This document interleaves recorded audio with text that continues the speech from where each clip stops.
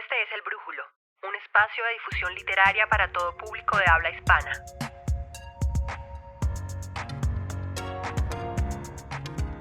Hola a todos, bienvenidos a una nueva entrega del Brújulo. Hola Germán. Hola Lucía, hola a todas. Hoy estaremos conversando sobre la presencia de lo indígena en la vorágine y en esa medida una de las preguntas que estaremos abordando es si la vorágine es o no una novela indigenista y en qué medida se puede dar respuesta a esta inquietud que hace parte de la tradición crítica particularmente colombiana que ha reconocido en la vorágine una de las principales novelas del indigenismo.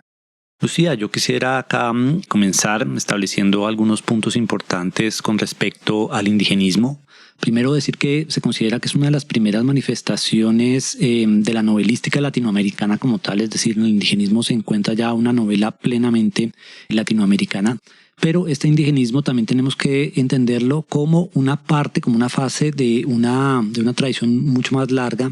que se ha denominado también como la literatura de tema indígena y que incluso podríamos decir que comienza desde la invasión española. Pero el indigenismo es solamente una fase de esta larga, digamos, tradición literaria de tema indígena y se ha caracterizado porque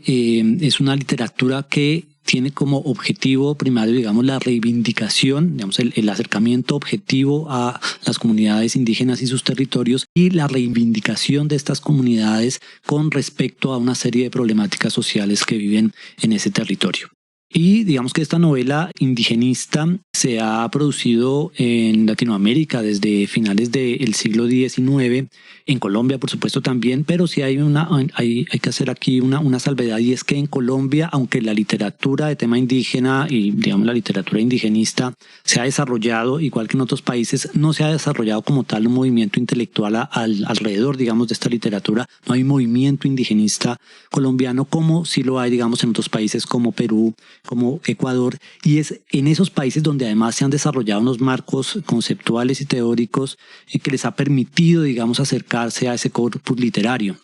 Ahora, cuando nos preguntamos acerca de la vorágine y su relación con el indigenismo, siempre se hace esta pregunta con respecto a esos marcos conceptuales peruanos o ecuatorianos y no con respecto, digamos, a un marco conceptual que se haya desarrollado como tal en Colombia. De hecho, se dice que la crítica indigenista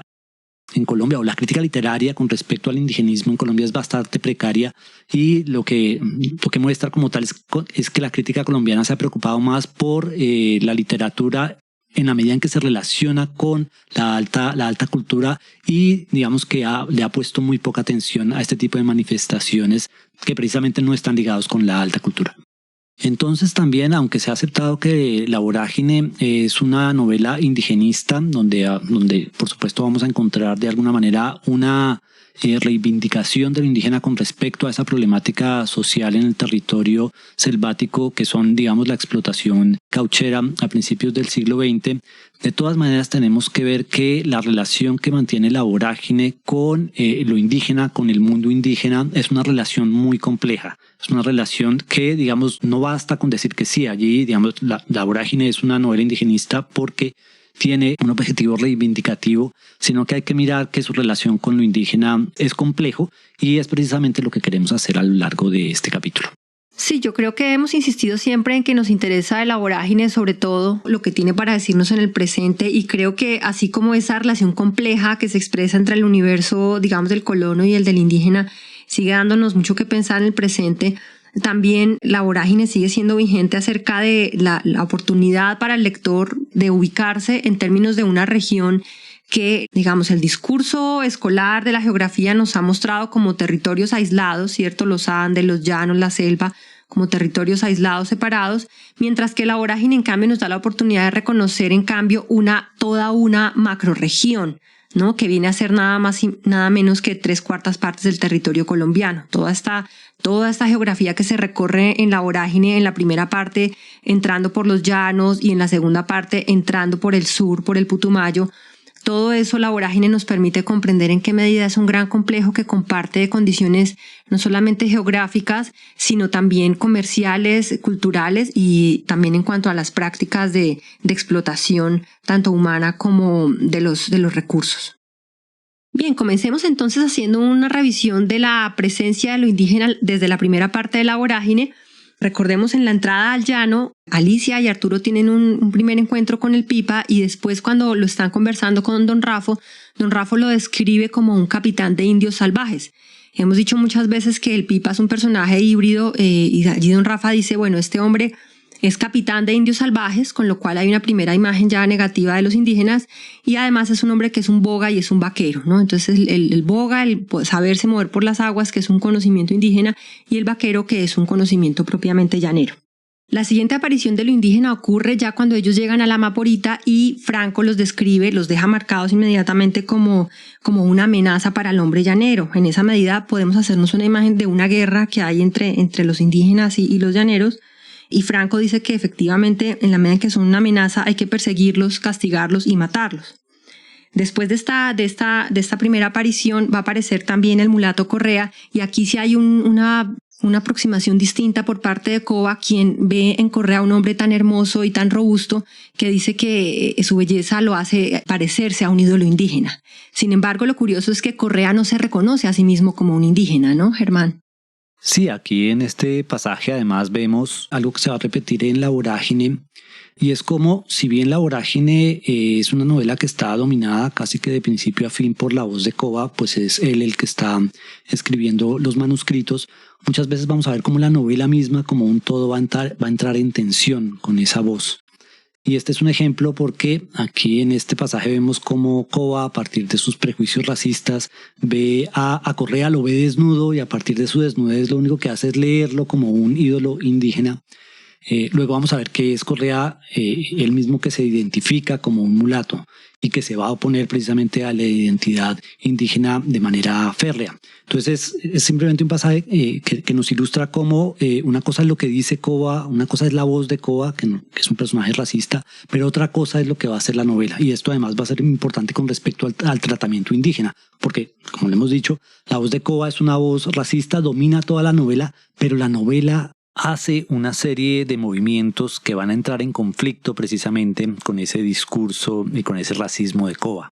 Y eso que dices se expresa también en una escena que está ahí muy cerca, y es cuando el mulato Correa le está explicando a Cova por qué hay que cazar a los indios y cómo hay que hacerlo. Incluso Cova, siendo ya claramente racista, él mismo se da cuenta y dice, bueno, tanto así como cazarlos como animales es inhumano.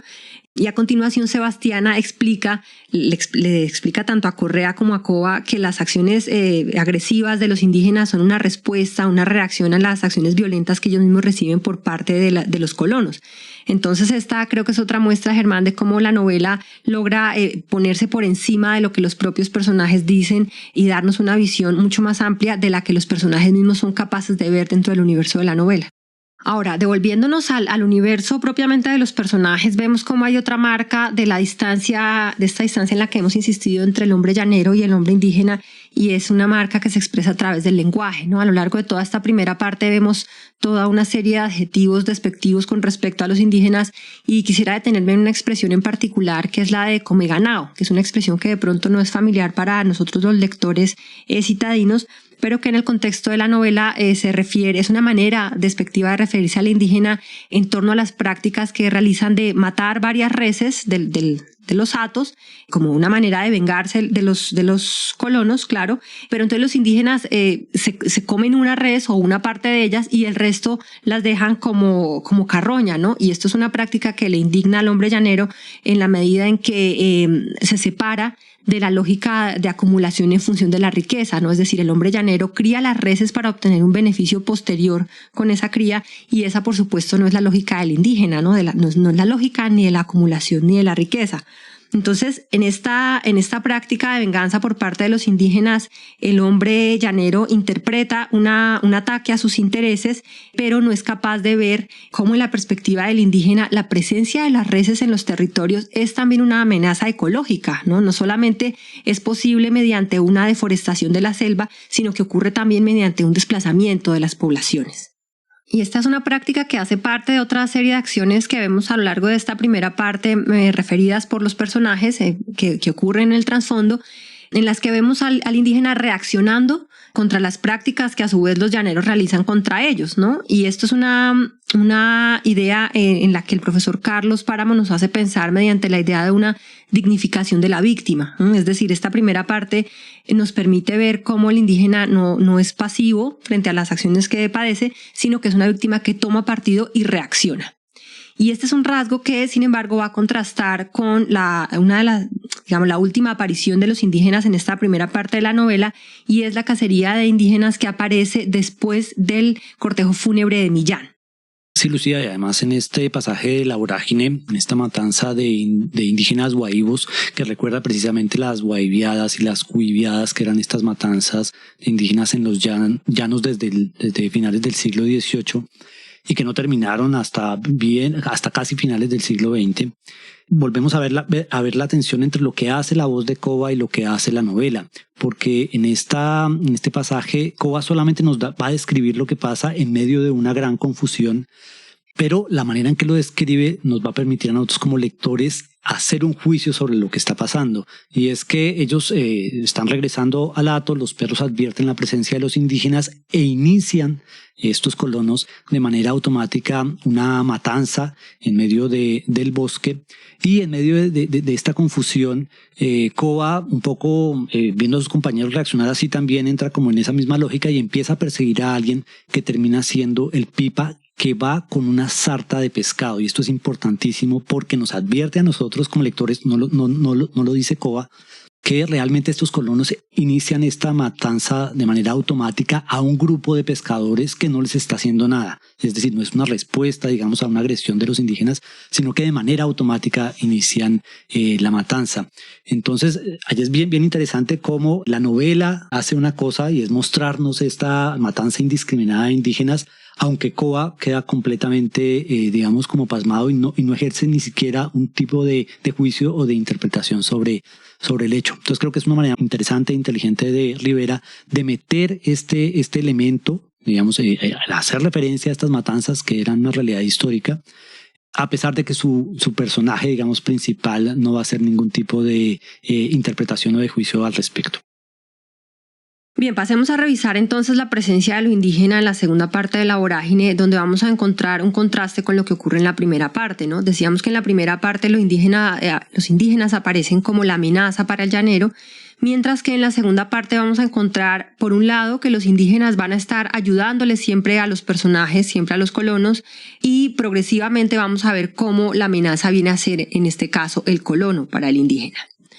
Bien, la primera aparición que encontramos es a través del Pipa, quien nos refiere los nombres de varias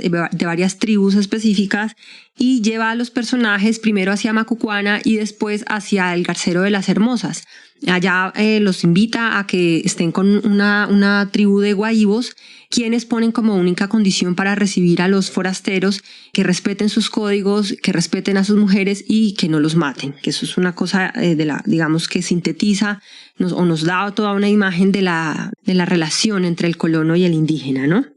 Entonces allí en este escenario decía primero de Macucuana y después del Garcero de las Hermosas con los guajibos, nos vamos a hacer toda una imagen de la vida ritual y de la vida social de los indígenas. Hay como toda una descripción desde una mirada externa de sus atuendos, de sus bailes, de sus prácticas, también de la fisonomía de sus personajes. Nos encontramos nuevamente a un Arturo Cova exaltando la belleza del hombre joven indígena y en este caso despreciando la presencia de las mujeres mayores. Que, por cierto, otra cosa también muy notable aquí en esta escena es cómo Cova se entera de que las mujeres jóvenes no han venido porque los indígenas tienen recelo del hombre blanco que es lujurioso y que es abusivo, ¿no? Y entonces aquí es otra, digamos, otro aspecto de este contraste entre lo que es el hombre indígena y el hombre colono, ¿no? Que el indígena, digamos, a pesar de que a lo largo de toda esta segunda parte va a estar colaborándoles,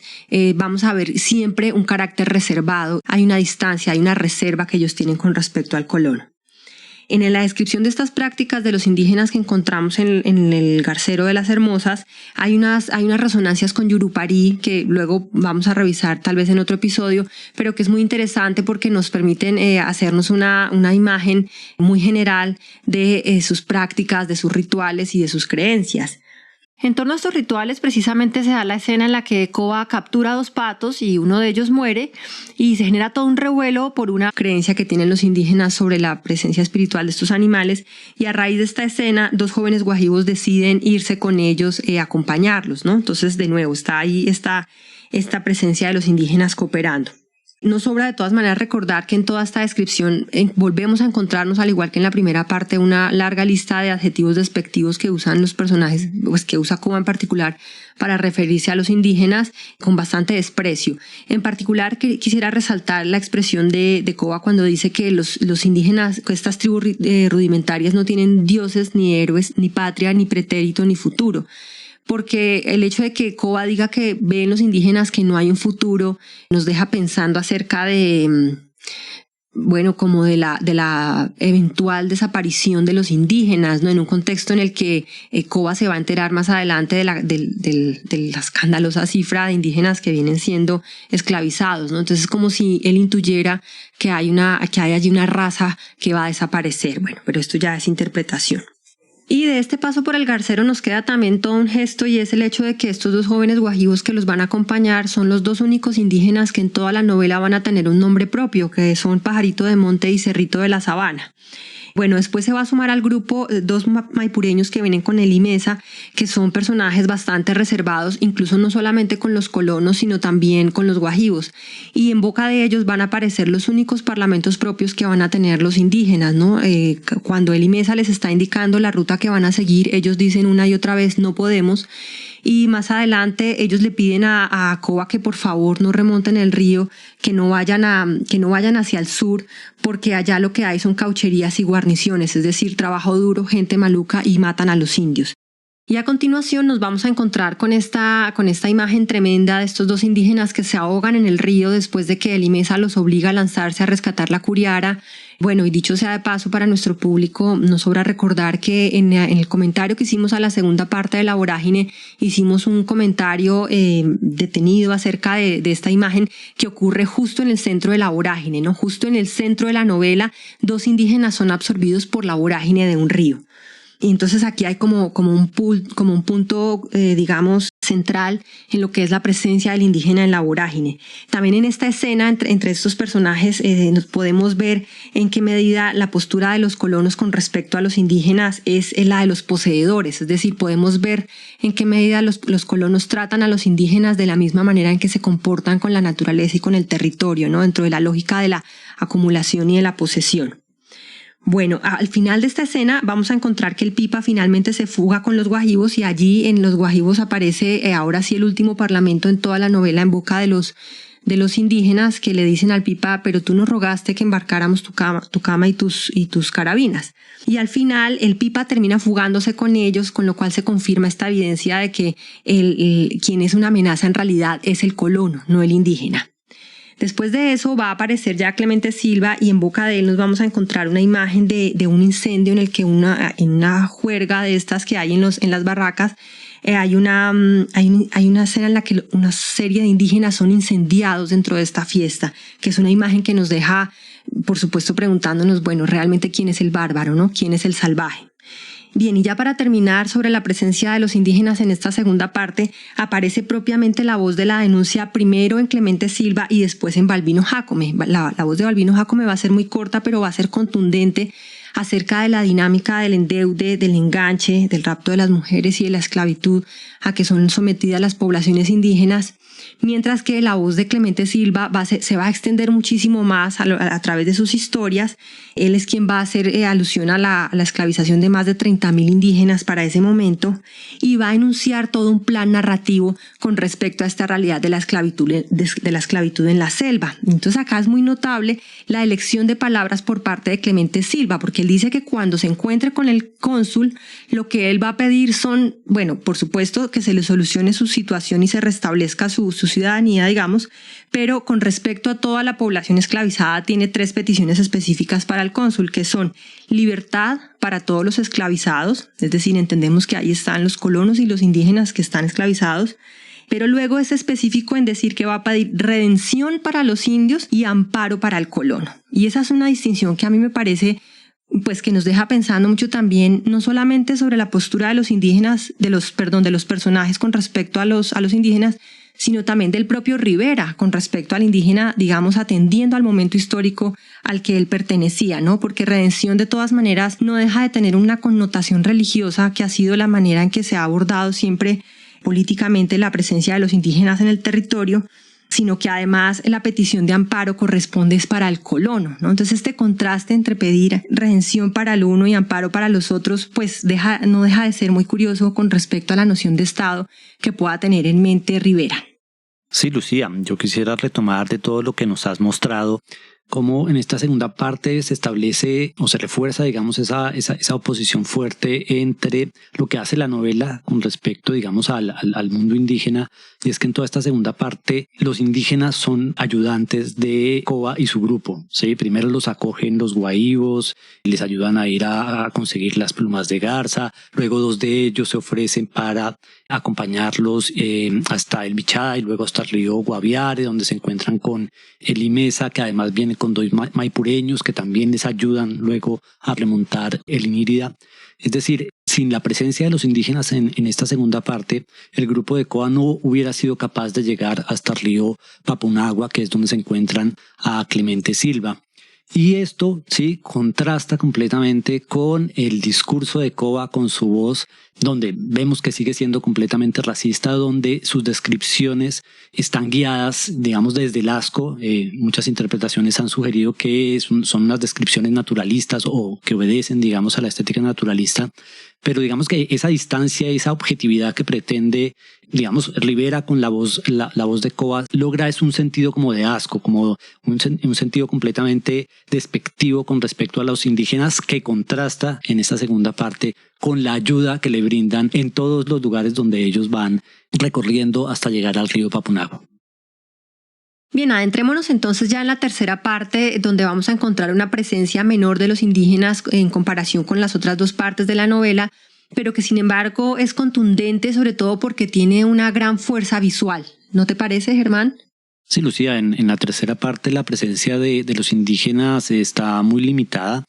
Los vamos a encontrar sobre todo en las barracas del Guaracú, cuando el grupo de Coba llega allá y digamos queda como prisionero, como en prenda, mientras Clemente Silva va hasta Manaos. Y allí Coba, digamos, nos describe la presencia de unos indígenas, de hombres, niños y mujeres que están esclavizados en esas barracas, en las barracas del Cayeno, y allí digamos que vamos a encontrarnos una descripción, digamos, directa de la esclavitud de los indígenas en las caucherías. Pero se va a limitar la presencia de los indígenas a esas caucherías, y en el desenlace de la novela, por ejemplo, no vamos a tener presencia ni mención como tal a los indígenas. Sí, Germán, en este escenario hay en particular una imagen muy impresionante, muy visual, en la que vemos a las mujeres y a las niñas y también a los niños en una situación de absoluta enfermedad, de hambre. Podemos intuir toda la explotación que hay allí detrás, y es en el marco de esta escena de miseria en la que Arturo Coba habla de cómo él ve en esta imagen todo un bosque donde dormita la desolación, y a través de esta imagen él ve cómo se igualan la situación de los indígenas con la situación de los árboles, que lo vamos a ver también cuando él hace una epopeya del colono en la que habla de la ambición como, digamos, como el gran mal que arrasa por igual con los hombres y con los árboles. Bien, y como dices, Germán, ya no vamos a encontrar a los indígenas en el final de la novela. Sin embargo, nos está quedando por fuera un elemento que sí es transversal en toda la historia, y es la presencia de lo mágico, ¿no? En particular, quisiera anotar 2 momentos, que es, por un lado, al comienzo de la novela, cuando el tuerto Mauco parece que va a curar a Coba después de una riña, y Coba toma distancia, desconfía de los poderes del tuerto Mauco, y sin embargo es posible, la novela nos permite interpretar que tal vez el tuerto Mauco sí lo pudo haber curado con sus poderes. Y luego está la presencia del hechizo que la mulata Sebastiana le lanza a su hijo para que él no se olvide de ella y quiera regresar. Y de nuevo, ¿no? Mientras Coba desconfía a lo largo de toda la novela de la superstición y de las creencias indígenas, sin embargo, la novela, en cambio, nos deja abierta la posibilidad de que este hechizo sí haya funcionado. Vamos a ver a lo largo de todo el recorrido cómo Correa va teniendo un comportamiento que responde a lo que esperaba a Sebastiana con su hechizo. Entonces esto pues en relación con lo que nos explicabas al comienzo acerca de la diferencia entre lo que hace la voz de Cova y la voz de los personajes y lo que hace la novela con respecto a lo indígena. Sí, Lucía, bueno, y con todo esto lo que has mostrado, lo que hemos hablado acerca de la presencia indígena en cada una de estas partes, pues podríamos decir que en ese sentido La Vorágine es por supuesto una novela indigenista, pero también acá en el capítulo hemos sacado todos estos elementos de la novela, pero en la experiencia lectora realmente todos estos elementos aparecen en el fondo. Siempre la experiencia de leer La Vorágine es que esa presencia indígena nunca se nos va a poner de frente, porque de frente precisamente nos vamos a encontrar con el código narrativo y es con todas estas acciones que está realizando Cova, huyendo de Bogotá, persiguiendo a Barrera y después cambiando su objetivo para ir a salvar a sus paisanos. Digamos que todos esos elementos aparecen en primer plano y todos estos elementos que hemos descrito en este capítulo sobre el indígena realmente están en el fondo y aparecen siempre de una manera borrosa. Aclaro sobre todo en dos asuntos que mencionaste, Lucía, y es que, por ejemplo, los indígenas aparecen pero no hablan, tienen unos parlamentos realmente ínfimos a lo largo de la novela, y por ejemplo estos personajes aparecen sin nombre, ¿sí? Aparecen siempre como son unas presencias borrosas al fondo de la novela. Y también lo vemos un poco en el mismo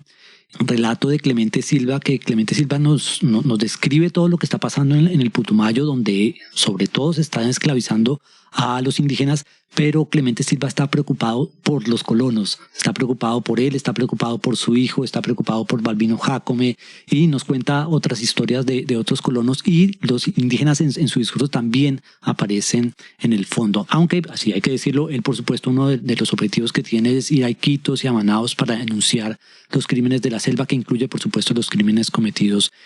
contra los indígenas, pero estos indígenas siempre van a aparecer en un segundo plano. Exactamente, Germán. En La Vorágine vemos cómo los colonos tienen la oportunidad de contar su propia experiencia a través de Cova y de Clemente Silva principalmente, mientras que ningún indígena puede contar con voz propia su experiencia. Sí, y además este héroe que termina siendo Cova, su objetivo final es ir a rescatar a sus paisanos y a Alicia, digamos a Griselda, pero en sus objetivos, digamos, nunca aparece como tal la salvación como tal de los indígenas. Sí piensan ir a denunciar eso en Manaos, digamos en boca de Clemente Silva, pero realmente al final de la novela, por ejemplo, que es, digamos, de alguna manera apoteósica, pues los indígenas realmente aparecen de manera ausente. Y entonces uno allí pensaría que en ese sentido Rivera, cuando escribe la novela, realmente no estaba pensando en los indígenas, pero realmente tenemos información acerca de su actividad en el momento mismo que está escribiendo La Vorágine, y que la está escribiendo en el territorio. Partes de La Vorágine las escribió en el Orinoco, en territorios venezolanos, y allí también escribe los informes. Él hacía parte de la comisión limítrofe entre Colombia y Venezuela, escribe una serie de informes, y en estos informes, que se escriben un poco al mismo tiempo que La Vorágine, sí encontramos a un Rivera apersonado de los problemas indígenas. Allí en el informe que envía desde Yavita nos cuenta cómo, por el temor de la marcación de los límites entre Colombia y Venezuela, los venezolanos estaban llevándose a los indígenas hacia el territorio venezolano, porque obviamente pensándolos como mano de obra, estaban temerosos de que quedaran del lado colombiano y no pudieran ser explotados. Y Rivera eso lo denuncia de manera clarísima, y además dice que él va y se apersona en el territorio para mirar las condiciones de los indígenas. Es decir, que cuando él escribe La Vorágine tiene no solamente en mente, digamos, todas estas problemáticas, sino que también tiene la intención reivindicativa, y lo hace de una manera mucho más fuerte en los informes, que en la novela en cambio queda, como lo hemos visto, en este segundo plano. Y allí entonces nos vamos a preguntar precisamente por qué sucede esto, por qué Rivera parece que tiene un discurso mucho más claro en sus informes con respecto a las problemáticas indígenas, y por qué decide en la novela, que la escribe digamos al mismo tiempo, unas partes las escribe al mismo tiempo que los informes, decide dejar a digamos el problema indígena digamos como por detrás de la acción novelesca. Es una pregunta digamos que hay que hacernos, y de alguna manera aquí quisiéramos proponer una interpretación que la dejamos para que obviamente los lectores la piensen, que puede ser por supuesto revisada. Y una manera de acercarse a esta pregunta es que yo digamos, creemos acá que Rivera, al tomar esta decisión en su novela, al no darle tanto peso, digamos, al tema indígena como lo hacía en los informes de la comisión, él también estaba pensando en su público lector, y tenemos que pensar que este público lector era mucho más parecido, digamos, tenía una idiosincrasia mucho más parecida a la de Coba mismo, es decir, un público que seguramente con respecto a la indígena tenía una serie de prejuicios racistas, y podríamos pensar que en ese sentido Rivera, anticipándose a eso, digamos, pensando en eso, trató de dejar lo indígena en el fondo, ¿sí? Es decir, privilegiando una acción narrativa donde sus héroes son colonos, son blancos, son personas de la ciudad, y digamos que un poco la acción tiene que ver con la salvación de estos colonos. Era una manera de acercarse precisamente a ese público que se iba a enganchar precisamente con esta acción narrativa, pero que le permitía, digamos, con una interfaz narrativa, mostrar precisamente lo que estaba pasando de fondo. Y por eso este tema indígena, que es constante, es persistente a lo largo de la novela, aparece en ese fondo, como en los excursos. Es decir, en la medida en que el lector se acerca a la acción novelesca, va a ver lo que está pasando en el fondo, lo que está pasando realmente en la selva. Sí, Germán, yo comparto esta interpretación contigo en la medida en que Coba, al igual que Rivera, son poetas que tienen ya un reconocimiento en la ciudad andina letrada, ¿no? Y por otra parte, pues no hay que perder de vista que también en el caso de Coba como en el de Rivera, a pesar de sus muchos viajes y de su gran conocimiento de territorios distantes de esa ciudad andina, de todas maneras su conocimiento más cercano no fue propiamente el de los indígenas, ¿no? Ninguno de los dos conocía lenguas indígenas, por supuesto. Entonces yo creo que Rivera también fue consciente como de esa limitación que tenían tanto él como autor y como su propio personaje. Aquí creo que vale la pena referirnos también a una consideración que hace la profesora María Mercedes Ortiz acerca de cómo la vorágine, más que construir una imagen de lo indígena, lo que sí termina haciendo es construir toda una imagen del hombre llanero y de la identidad del llanero, que es algo que vemos sobre todo en la primera parte, en 3 elementos específicos, señala ella. Primero, una descripción bastante detallada sobre el entorno, sobre el medio ambiente. Nos podemos hacer una imagen visual muy amplia de cómo es el llano, cómo es visualmente el llano, a través también de descripción de prácticas cotidianas de la vida llanera, como la vaquería, el juego, el comercio, entre muchas otras que vemos en la cotidianidad del hombre llanero. Y por último, una descripción muy detallada de cómo es el habla del hombre llanero. Lo vemos principalmente en la primera parte. Y acá quisiera resaltar, por ejemplo, 2 expresiones que vemos de personajes típicamente llaneros. Uno de ellos dice en la primera parte: por sobre yo mi sombrero, por grande que sea la tierra, me queda bajo los pies. Que nos da toda una imagen de cómo es este orgullo llanero, que lo expresa también Sebastiana cuando ella le responde a Coba: yo soy únicamente llanera, ¿para qué patria, siendo el llano tan extenso y tan bello?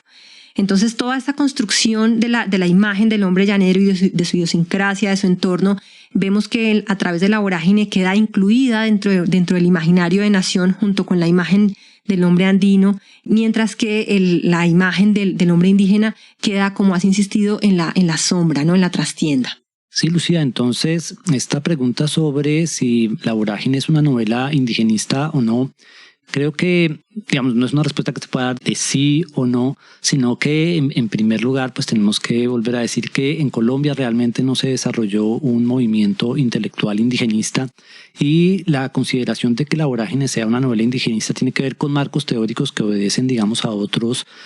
lugares, sobre todo, digamos, a Perú, a Ecuador, y en ese sentido se ha tratado de meter La vorágine como indigenista bajo esos parámetros o esos desarrollos, digamos, teóricos que se han hecho en esos países con respecto a sus literaturas, digamos, de tema indígena. Entonces, La vorágine en Colombia, digamos que el punto sería como precisamente preguntarnos cómo La vorágine construye este tema indígena y cómo se acerca a ello y cómo lo maneja, digamos, literariamente. Y vemos allí que hay una serie de tensiones muy fuertes en la novela con respecto al discurso racista, por un lado, de Arturo Coba, y lo que acabas de mencionar, y es más bien el afán de construir una identidad mucho más compleja y mucho más rica con respecto al llanero que con respecto al mismo hombre indígena. Entonces creo que sigue siendo una pregunta abierta. Además, por otra cosa que tal vez vale la pena que insistamos, y es que También la vorágine es mucho más indigenista en sus interpretaciones, en los análisis, en la recepción, que en la misma textualidad de la novela. Entonces, un poco creo que queda todavía abierta esa pregunta. Quisimos dar en este capítulo pues una serie, digamos, de elementos que nos permitan acercarnos a esta pregunta compleja acerca de la relación entre la vorágine y el mundo indígena. Bueno, Germán, concluimos así el comienzo de esta nueva etapa del Brújulo. Queremos recordarle a nuestro público nuevamente que los invitamos a que nos escriban, bien sea en Spotify, en YouTube o directamente en nuestro Instagram, el_Brújulo, que nos comenten sobre su experiencia lectora, cuéntenos si tienen preguntas o temas que quieran que trabajemos aquí en el podcast y estaremos muy atentos a leerlos. Entonces, bueno, nos vemos en la próxima. Bueno, Lucía, nos vemos en la próxima.